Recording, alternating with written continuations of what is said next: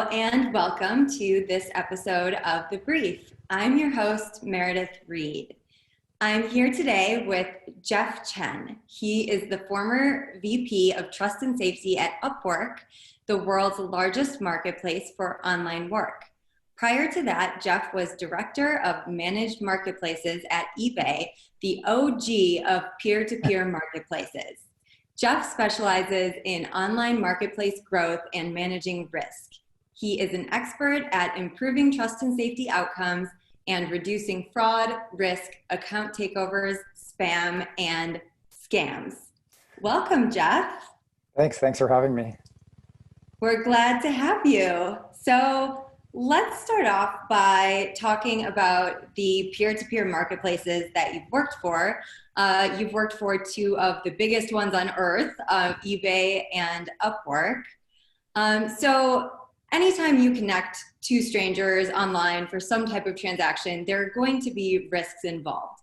Can you tell us about some of the most prevalent trust and safety issues you've seen at peer-to-peer marketplaces like eBay and Upwork? Sure. I think if we kind of step back and kind of look at the origination of online marketplaces, they really started as an intermediary. So they would connect two parties who wanted something, and then they would kind of back away. And that worked for a while because most people, people are basically good was eBay's mantra, and that was how the company was founded.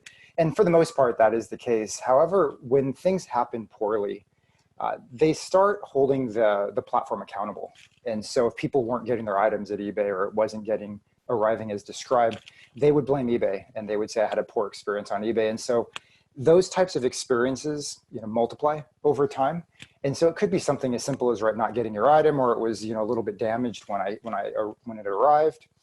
And then you fast forward, 10, 20 years later, and we have so many different marketplaces, and whether it's an online work marketplace or ride sharing marketplace, a hospitality marketplace, you can imagine the things that can happen have also gotten a lot worse. It's covering the areas of physical harm now. It's covering election interference. It's covering spam and scam where people are losing their money, their hard-earned money on scams that are on the platform. So it's been super important for trust and safety to really be able to protect those customers and continue to grow the marketplaces.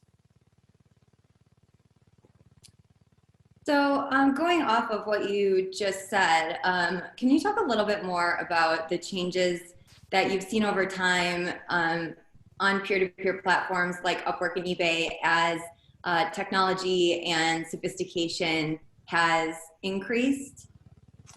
Yeah, I think, there was a time, when eBay in the beginning, we didn't have access to the machine ID. That was new technology. Phone verification was new technology. ID verification was new technology. Data science at the time was new technology. And so as all these evolve, it makes us more capable, I guess, of stopping a lot of these people who are either doing no good, or it helps us create an environment where people, the best people perform better. And so originally trust and safety was really just around making sure policies are followed and stopping all the bad actors on the site. And then it evolved more into helping good people succeed and helping improve outcomes. And that's where I think really trust and safety, the competitive advantage took off. And you can tell the marketplaces that really invest into growing the marketplace by having a trusted marketplace versus ones that just stop fraud. It's very different. I think that some of those technologies have really made it possible. We can now connect. We can connect through video. We can connect through limitless information available on the internet and just through the device you use to access the site. So what are some technologies that can be used to keep people safe on peer-to-peer marketplaces? So I guess there's two ways of looking at it. There's technologies that the company itself can use, and then there's technologies that the consumer can use. And so the consumer, for instance, they can do Google searches. They can search online. There's Yelp reviews. There's limitless information they can find if they're buying from someone or working with someone. There's LinkedIn profiles. If as a company, I think that's where more of the crux is. It's how do you find that information in a scalable way? And so there are technologies like phone verification. You can find a lot of the information about the telephone number. Is it VoIP, where it's located, sometimes the geolocation, how long it's been in service. And so generally, when you find a landline that's been in service for 20 years, it's typically pretty good. or it's some really, really patient fraudster, waiting to deceive someone. Generally, it's going to be someone, pretty legitimate. There's device ID that people can capture to really understand if people are coming back over and over when they've been suspended. There's document ID verification these days where you can actually scan your driver's license and passport to see if it's legitimate. The new technology is also comparing the face. So not only the driver's license, but it compares my face to that driver's license to make sure that I am who I say I am. So there's a lot of those technologies that have really kind of upped the bar in terms of helping people identify when things aren't going well. So you mentioned that trust and safety could be connected to a platform's growth. So could you give some examples of how trust and safety has been connected to growth at the platforms you've worked at? Yeah, it's one of the most common questions that usually come up in the trust and safety working groups is how do I sell my idea? Because the inherent perception of trust and safety or the initiatives is that it's adding friction and it's shrinking the business and it's creating an environment that's more difficult to transact. And while that may be true at face value, there's a deeper kind of question you'd have to ask of, what is the ultimate goal of the company? Is the goal of the company to have a single short-term transaction that potentially could end poorly and the customer will never come back? Or is it one that you want them to have a delightful experience, something they enjoy, they're going to tell their friends and family about, and they're going to come back over and over? And in most cases, it's always going to be the latter. They want that enjoyable experience. And so it's important for teams in trust and safety and even in the business to really identify what are the metrics and what are the objectives and outcomes that you want in terms of how to create that environment. And so the companies I've been at and what I've seen in the industry is that if you focus on whether it's NPS, whether it's customer success, whether it's churn rates, those are metrics that most people in the company will care about. And if you can focus on those and optimize around that, then you can ultimately gain success. One of the things that we used at Upwork was, obviously we wanted good outcomes and people knew we wanted good outcomes, but it was difficult to, find correlations of a good outcome today. How does it lead to revenue, tomorrow? Because, we're all on quarterly cycles where we're measuring P&Ls. And so we innovated this idea of why don't we focus on the customer success? So we know that, let's say top rated or the best performing freelancers on the site are going to deliver great outcomes. So if we focus on getting them more jobs, those freelancers are more successful and they also deliver better outcomes. And that's a very immediate metric that you can look at to determine success. And so those kind of short-term metrics that are long-term indicators have been extremely helpful in predicting and encouraging and enabling success over time. So when you're trying to maximize the success of the outcomes on your site over time, are there any challenges that you run into with the trust and safety measures you want to use when dealing with people internationally versus just domestically? I think generally the primary metric is usually pretty understandable. So it's usually some form of more dollars in the pockets of the customer or better outcomes for the customer or reduced fraud overall. So I haven't seen too much with respect to that. We usually can agree on the primary metric. It's usually the constraint metrics that vary geography to geography. At eBay, they had, I don't know how many countries, they were, 20 something different countries or all over the world. And the different business units in those different countries would have different criterias for tolerance. And so some markets were growing a lot faster, so they had a bigger tolerance for risk. And some markets were more mature and they had a lower tolerance for risk. And so it's being able to meet those restrictions and criteria. That's where a little bit of it became a bit more challenging because, some of the markets needed to onboard more people and others had enough supply and they didn't. They needed to focus more on quality. So it was usually optimizing around those constraints, which were the more nuanced approaches. Well, I would also think something like verifying someone's identity when you're dealing with someone in a different country versus a driver's license in the US could be a challenge. Yep. I used to sell on eBay for years and years. Yep. And at least back when I was selling, there was an issue of international shipments. You couldn't track them and have delivery confirmation the same way as you could if you were shipping domestically. So a lot of sellers would just opt to not ship internationally, because then you would have the problem of people saying that they never received it and you had Right. no way to prove. And then it's like, Yeah. is it the buyer's fault? Is it the seller's fault? Like, Yeah. who takes the loss there? So have you seen a lot of issues like that with having Oh, an yeah. international market? Yeah, I think that is probably one of the areas I don't know.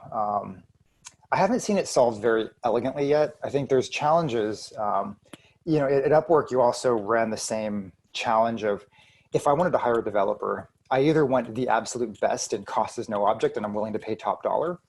And then there's also people who want value. They want decent, strong developers, but they want it at reasonable cost. And it's really difficult to tell as a, when you're trying to identify what the buyer wants or the client wants, which one they're optimizing for. And so, we've tried asking them, do you want value or do you want quality? And people may say one thing, but we find that they actually want the other. And it's really hard when they say, I want top quality, and you rank, 5 top quality people and one is half the price. Like, you just naturally as a human go to that value.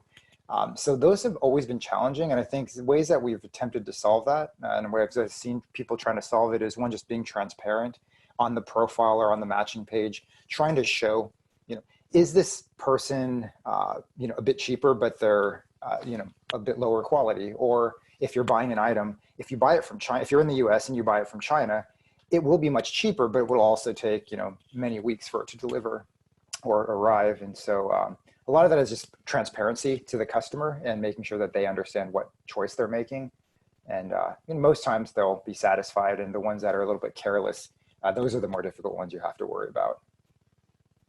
Yeah, I think also the piece of educating the consumer with how the platform works. I've also found a lot of people don't take the time to actually read the listing, and or maybe they expect it to be like a normal big box store where you can just return things, and then they get upset about that. So clearly I've had plenty of these kind of issues. So this is similar to the issue of for people who are vendors who are selling a product or service on these sites, how do you manage user redemption? So how do you first penalize users for engaging in behaviors that don't align with the protocol you have in place? And then when do you let someone come back versus blacklisting them completely? Yeah, I think it varies on different sites. What I've typically done in my approach is, obviously there's the black and white of, are you committing fraud? If you're committing fraud, obviously no one's going to ask a second question about terminating them forever. When it's a legitimate customer who has intent to do something good or use the platform as it's designed, I usually ask, is this person able to acknowledge what they did was a mistake and it was a learning opportunity, and will they never do it again? And if the answer is yes, they'll learn and they'll not do it again, then it's a situation where you want to encourage them to come back on the platform, because there's always this gray area, and it's easy to make decisions when they're on the extremes, but it's that gray area where they could be an opportunist or they could be a scumbag, and it's kind of difficult to tell. And like in business, some of the most successful businesses skirt that gray area, and so you don't necessarily want to turn those away, because that's actually a lot of growth, and potentially or arguably it could be even some of the highest growth customers in those areas, because they understand the laws, the rules, they know how to skirt them but not break them. And so for them, it's how do you ensure that they understand that what they did was wrong? And so whether it's acknowledging the terms of service, whether it's signing something that says I will not do it again, whether it's dropping a 7-day suspension so they kind of feel a bit of the penalty and understand that we take this seriously. And obviously, if they do it again, then they're gone.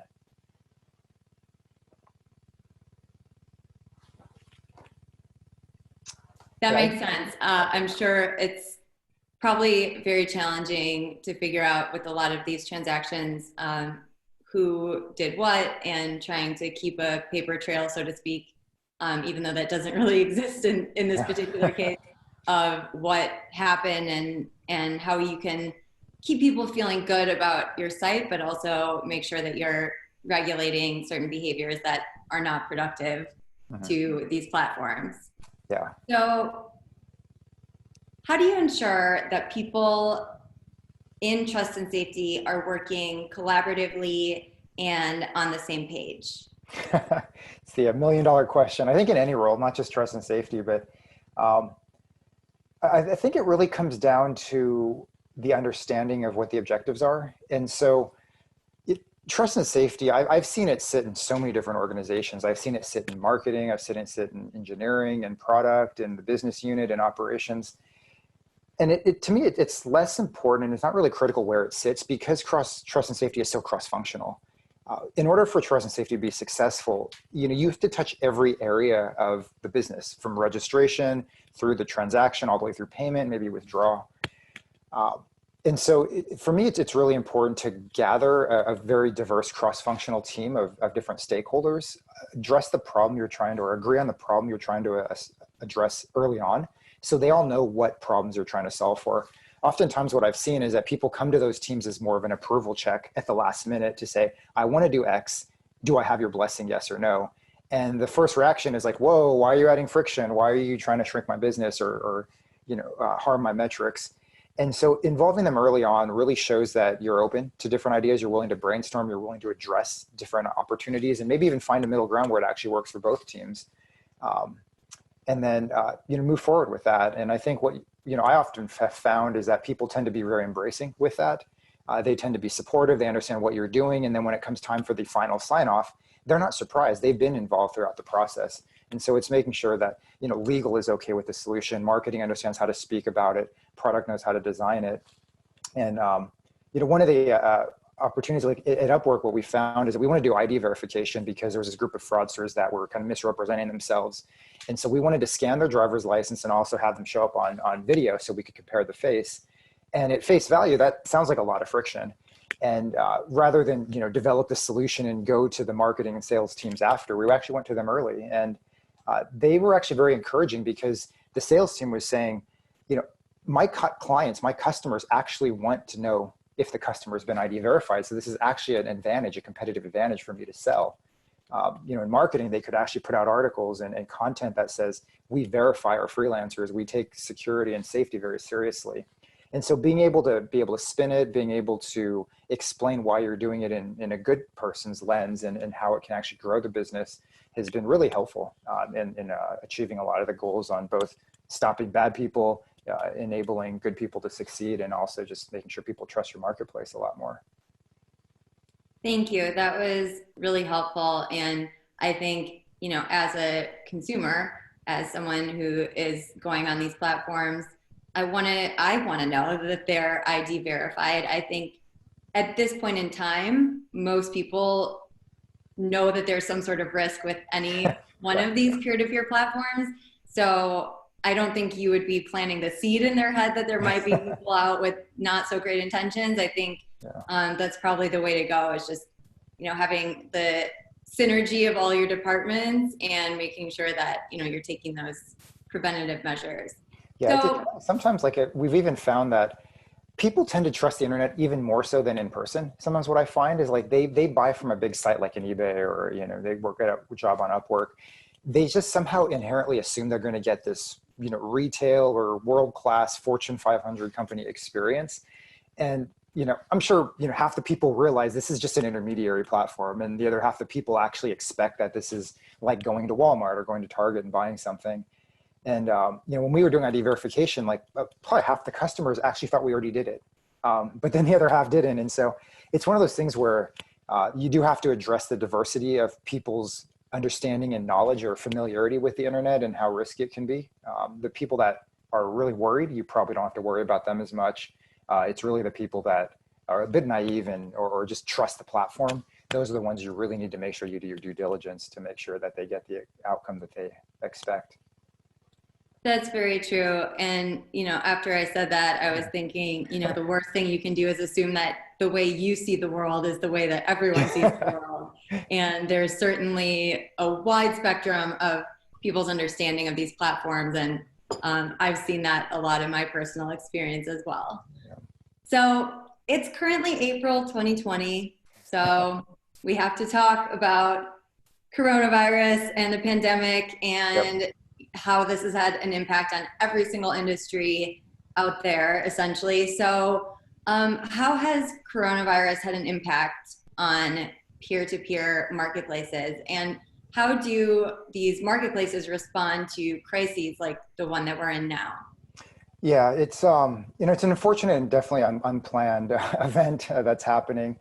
I think I would bucket this in more of the kind of the macro environmental or natural disasters that can happen. It's something that you know is possible. It's inevitable that something like this is going to happen, but you never really expect it to happen tomorrow. Like I think coronavirus kind of snuck up on all of us. Um, what I've seen with marketplaces is it's really the time that you can really distinguish which companies are prepared and which ones are really willing to stand up to their values. And so if you go with the extreme, coronavirus, COVID-19, this is definitely a huge global pandemic. And it created this area where, again, it could be in that gray area of opportunists, people stocking up on supplies, hand sanitizers, toilet paper, paper towel, and then trying to sell it for a premium. Um, and obviously it's some places it's against the law, and it's just not great for the human race. And it's not a thing that you really want to be taking advantage of and profiting from. Um, and so you find companies like eBay and Amazon, and they're launching, anti-price gouging initiatives where they are stopping the price gougers, not allowing them sell for multiples higher.